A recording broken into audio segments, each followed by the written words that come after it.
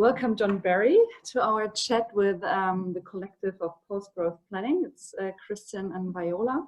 Just a few words to myself. I'm Viola Schulze Dieckhoff from TU Dortmund University, and I might pass on to Christian and then further to John Barry.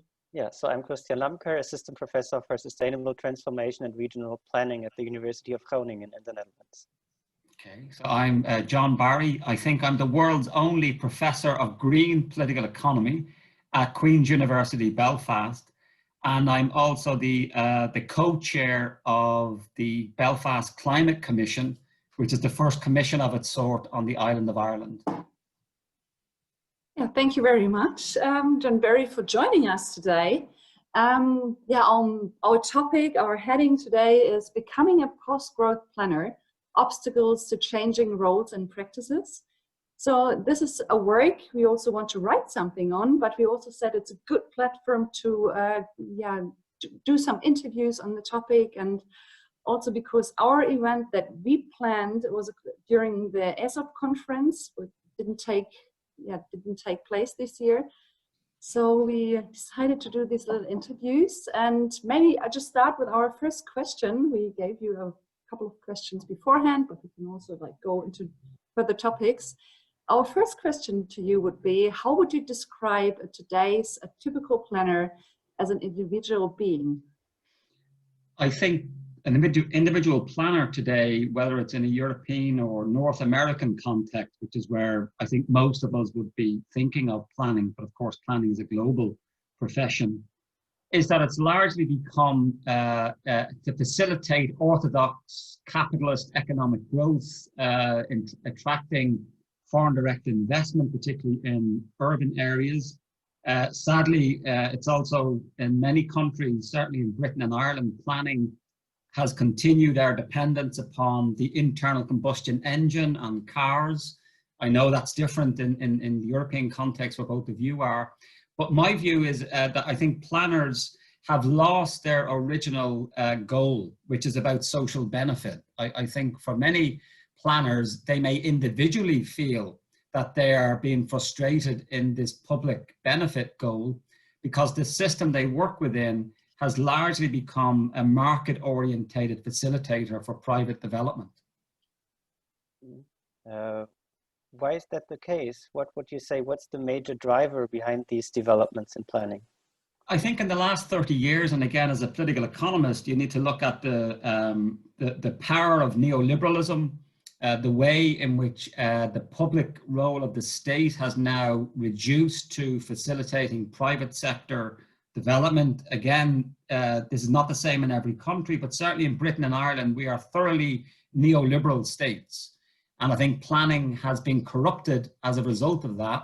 So the institution of planning, in my view, has lost its way, certainly in societies like Britain and Ireland, where it is, as I say, being neoliberalized, and the public health, the public gain, that community focus, which was born certainly in Britain out of the welfare state after the Second World War. That's the origins of planning in Britain.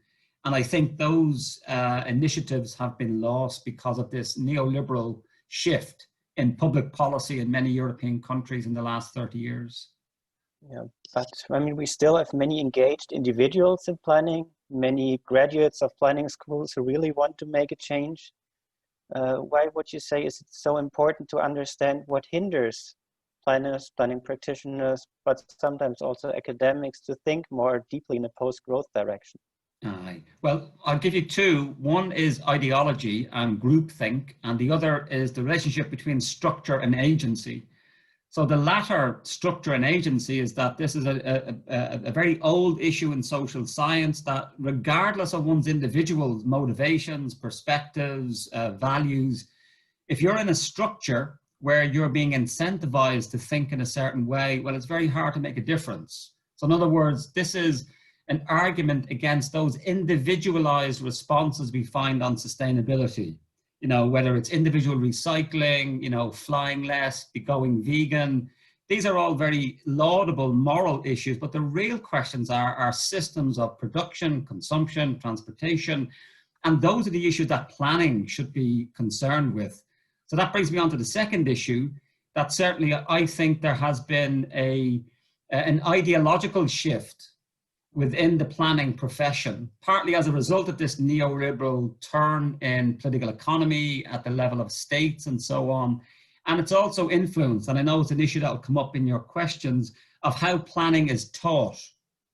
I think there's far too much an emphasis, and again, I can only speak from the planning at my university or from what I can see in Britain and Ireland, too much on planning as pro-development, as pro-private sector, as creating the conditions for spatial development of urban areas that facilitate orthodox economic growth, which to me, because I'm a heterodox post-growth economist, and I think planning has become corrupted by not allowing those issues of well-being, of human flourishing, of equality, of inclusion.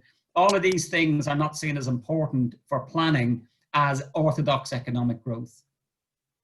So do you also think it's a question of a person's or a planner's own responsibility?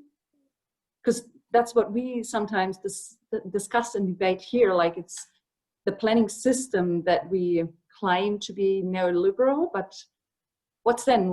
How can we go ahead? So it's probably the question of, am I responsible as a single planner in the system?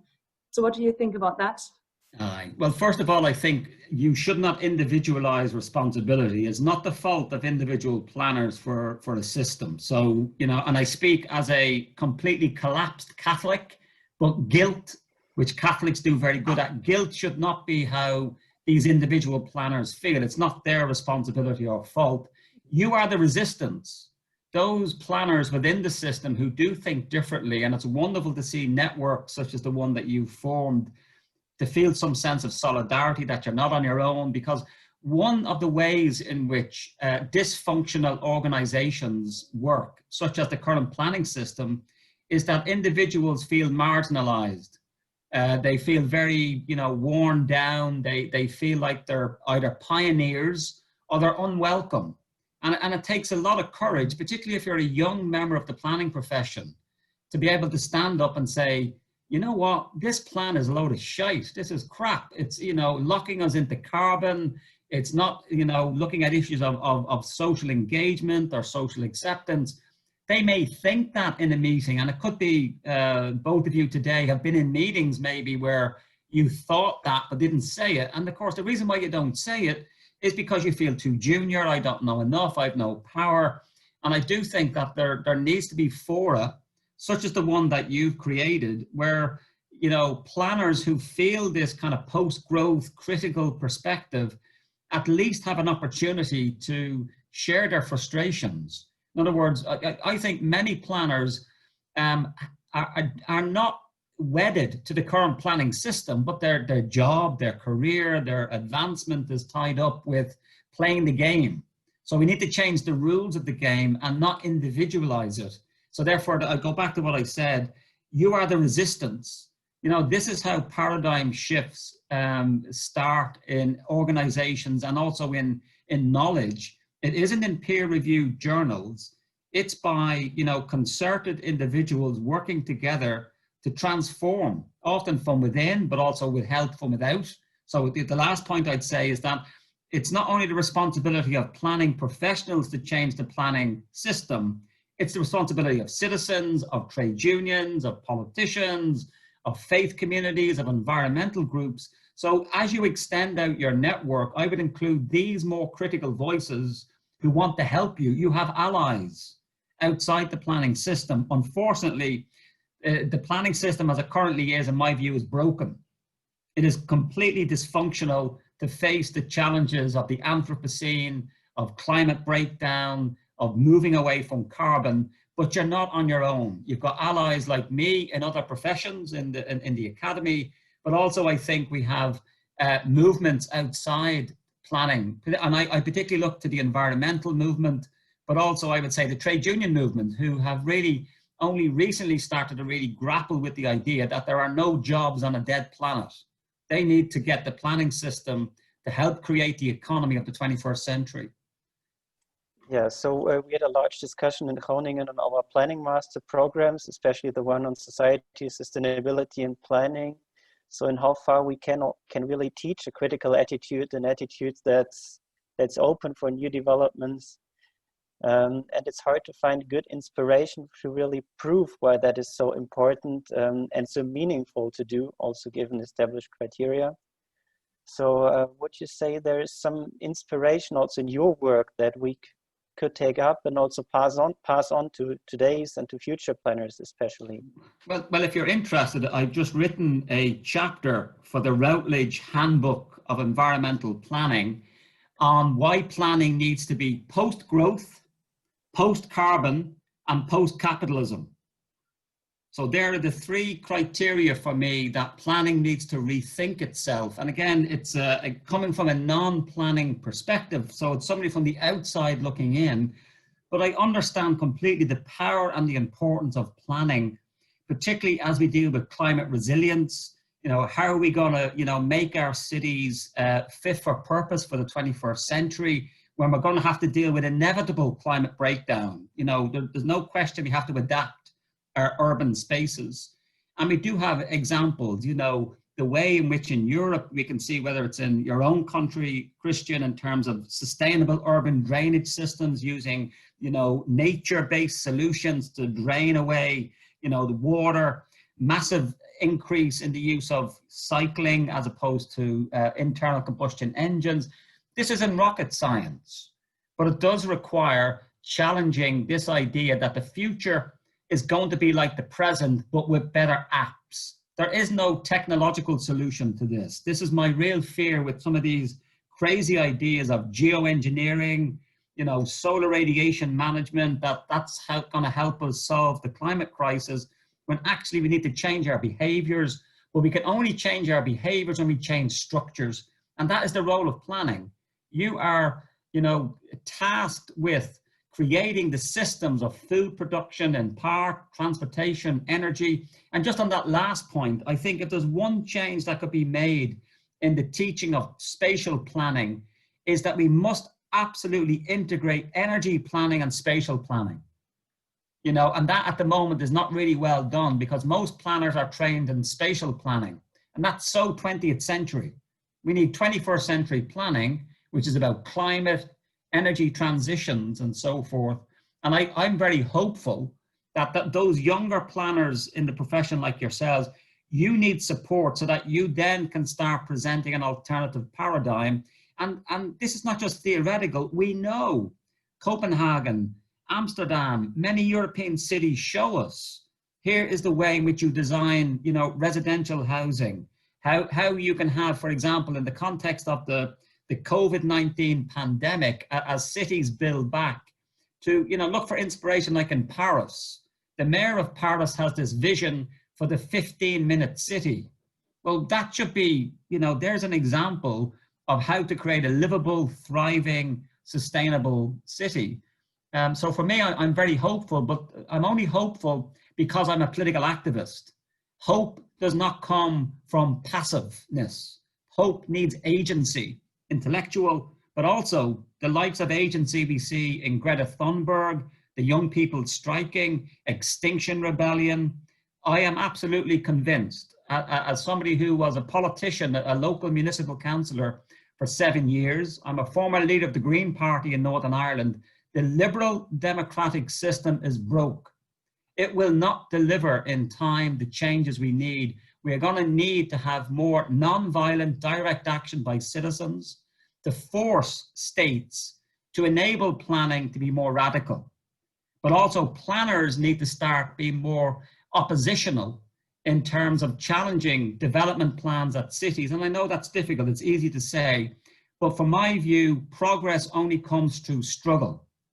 And that struggle can be intellectual, but it also needs to be on the streets, in my view, in non-violent citizen action.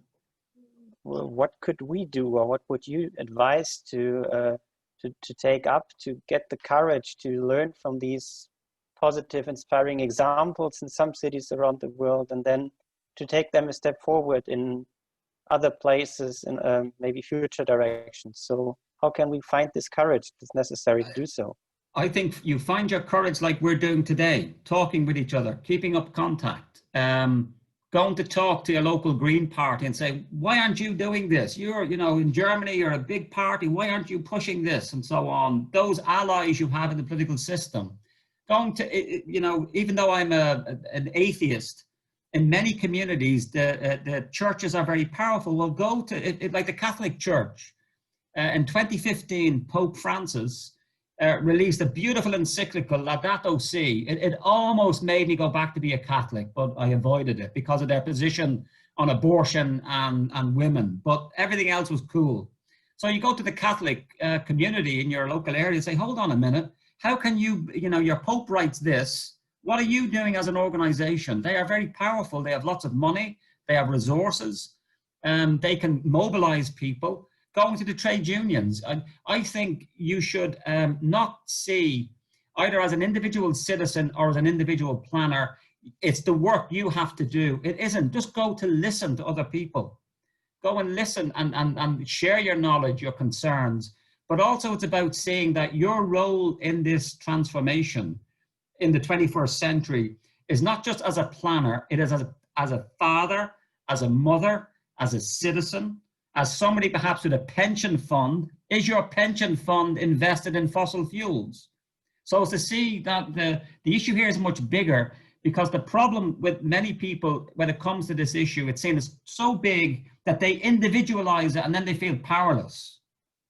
The issue is to see that there are so many places where you can make progress, and often it is about simply listening. The problem with academics like us is that we overthink things, and we want to try, we internalize the problems. We have to come up with the solution. Well, I think let go of that. The solutions to these problems are going to be collective, and we need to start, you know, having more interdisciplinary discussions. So planners need to talk to engineers, engineers need to talk to philosophers, philosophers need to talk to economists, but not capitalist economists, not neoclassical economists. They, to me, are the enemy. They are the ones that are most are the reasons why we're in this current mess. So for me, I'm hopeful that only through solidarity, through interdisciplinary thinking, through going out into our communities and listening and trying to figure out with our communities, well, how best in München, in Groningen, in Paris can we deal with this? Because each city, each area will have a different response, given its topography, its political traditions, you know, its politics and so on. So for me, talking, as you can tell, I talk quite a lot. We need to not just do what I'm doing. It's the typical alpha male, professor, blah, blah, blah, blah, blah, talking. We need to listen. How can we find enough time to listen? Do you have an idea? Well, if you want one suggestion, and for those of you in universities like I am, you could do what I've been doing for 20 years, is opening up the university to my fellow citizens in my area. So I bring in, I put on public events, put on movies, you know, make it more attractive, because for many people, they view what we do as elitist, it's scientific, it's above their heads. And of course, our profession, when we write as academics, it encourages us to be obscurantist, to write in a really technical language that only few people understand. We need to basically unlearn that and start engaging with our communities and use the resources we have. Universities have a lot of resources. They've got good places, you can get some food, hopefully local, organic, and so on. And I think we need to have our universities moving out of the academy by bringing the community in, by contacting your local church, trade union, environmental group, say, hi, Christian here, Viola here. Would you like to discuss with me, asking our community, what do they want to learn? Because we often assume as academics, we know the solution.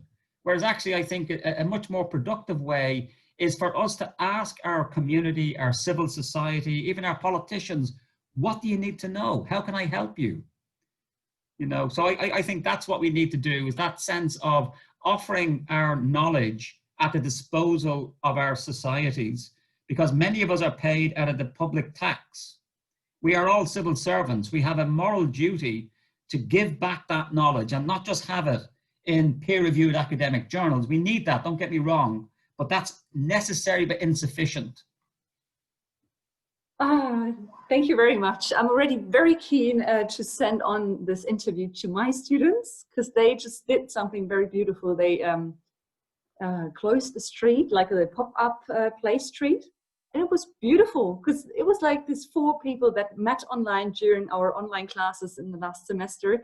And they just did something. They just wanted to do something. And I said, oh, you don't have to do it for your marks and for this exam, but they just wanted to change something. And they were so excited because so many people helped them. They had so many chats and so much knowledge they could gain, and so many people supported them. And I think that's, yeah, you make the point. You made a lot of points. And I think you also encouraged a lot of people, if they will listen to this now, because that's actually what we experienced in the past years. And the more you talk and the more networks you gain and throughout the whole world, especially. But actually, just on that's a wonderful, inspiring example of the type of teaching we need to do more of. Activist, engaged, where students can see, taste, smell. Because often these alternatives are theoretical. And for many people, that's not good enough. They want to know, how can I live in this green, sustainable, low carbon world? Say, well, here we go. We're going to close off this street. Look how suddenly people's attitudes that are mixing, they're experiencing the spatial environment in a different way. So for me, what you've described there, Viola, is a truth that we tend to forget. The future is already here, but it's unevenly distributed. We already have these examples, but it's not everywhere. And I think you need to give people that an alternative to the current system is possible and desirable, because for many young people, they live in a world where what I'm going to say is true, and it's a terribly sad thing to say. Our young people today, particularly those who are suffering from climate anxiety, they feel fearful about the future. For these young people, it's easier to imagine the end of the world than the end of capitalism. Now, what an awful situation to be in, that they have this apocalyptic view of the future. You know, 1 million species being lost, climate breakdown, and so on. And that's more believable than us thinking, you know what, maybe we need to change the economic system. And that's something we need to encourage in our students, to ask those questions. That capitalism itself, and again, I'm a Marxist, if I'm being honest, ideologically, there's full disclosure, is that we need to challenge that the capitalism is the cause of all of these ecological problems. Otherwise, we're only dealing with the effects. What's the point in cycle lanes if we're not dealing with the issues of the internal combustion engine, the power of global car manufacturers, and so on? It's simply virtue signaling. We need to be really, really clear that this is a large-scale political, economic struggle. I'm not saying everybody will agree with my description of it, but for me, that's my view after 30 years as an academic and as an activist. We need to start naming capitalism as the problem and be unashamed about that. And that's another issue of courage. Because I know for many people, even talking in these terms, you'd be as welcome as a fart in a spacesuit. Oh my God, talking about capitalism, oh. Why? It's the system we live in. Let's talk about it. Yeah, but what I find difficult with students is to find this balance, and not to, on the one side, blaming some systematic forces that are outside, without then resigning and saying, okay, there's nothing to do. I will continue. So finding the balance between, okay, there is part in the system that might hinder a certain action, but still I'm there and I can think critically in another direction. Well, here, that's a strategic question, Christian. It's a good one. Is that on the one hand, and I admire and respect those people who say, John, you're too radical. It's not that we can reform the system. I think that's bollocks. It's not going to be reformable. Capitalism and the planning system within capitalism is extremely plastic. It's extremely responsive. It can absorb criticism and continue. But yeah, it doesn't deal with the underlying problems, you know. So for me, it is about saying to students up front, and I do in my own teaching, here's my position, full disclosure, here's my ideology, here's my view.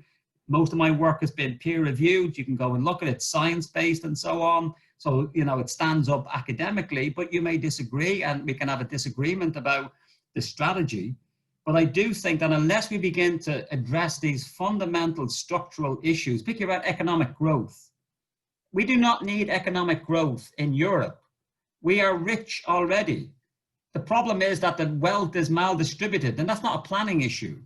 So I think planning is not the sole responsibility here, but at the moment, it is a handmaid, if you know Margaret Atwood's novel. Planning is a handmaid to the orthodox market system. In other words, it is colluding with an ecocidal, unsustainable economic model, even though individual planners may not like this. And that is a dilemma. And that's why the planning system and how we teach planning and its role needs to fundamentally change. If I was to make one suggestion of where planners would find willing allies, is in the public health discipline. Doctors and academics in public health are absolutely with this more radical perspective. I'm not saying they're all Marxists, don't get me wrong. It'd be terrible if everybody thought like me. That's what democracy is, you know, non-violent disagreement. But I do think planning should see as its role that idea of public health, a healthy economy, you know, a healthy community. You know, all of these things are, to me, are part of what planning should be as it addresses issues of the 21st century, the Anthropocene, and our planetary crisis. Yeah, so then let's just imagine the planning that's somehow different. So I will ask you to just finish the sentence, post-growth planning is? Post-capitalist, post-growth, and post-carbon. That was a clear and short answer. So thanks, John Barry. Thanks for being with us. And thanks for answering so many questions and giving us so much input for teaching, for research, but also for individual practitioners.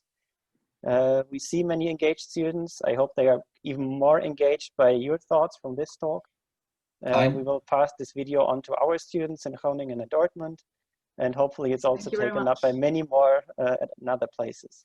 Thank you very much, Christian and Viola. More than happy, as you can tell, to talk. I'd be more than happy to beam in if you thought I'd be useful in a provocative way for your teaching. I'm always happy to contribute.